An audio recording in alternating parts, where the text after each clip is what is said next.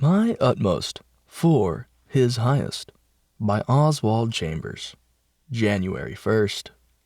Let us keep to the point. My earnest expectation and hope that in nothing I shall be ashamed, but with all boldness, as always, so now also Christ will be magnified in my body, whether by life or by death. Philippians 1:20. My utmost for His highest. My earnest expectation and hope that in nothing I shall be ashamed. We will all feel very much ashamed if we do not yield to Jesus the areas of our lives He has asked us to yield to Him. It's as if Paul were saying, my determined purpose is to be my utmost for His highest, my best for His glory.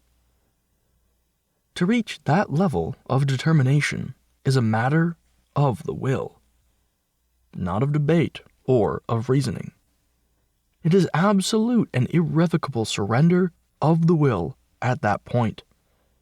An undue amount of thought and consideration for ourselves is what keeps us from making that decision, although we cover it up with the pretense that it is others we are considering. When we think seriously about what it will cost others if we obey the call of Jesus, we tell God He doesn't know what our obedience will mean. Keep to the point.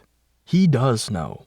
Shut out every other thought and keep yourself before God in this one thing only. My utmost for His highest. I am determined to be absolutely and entirely for Him and Him alone. My unstoppable determination for His holiness. Whether it means life or death, it makes no difference. See 121.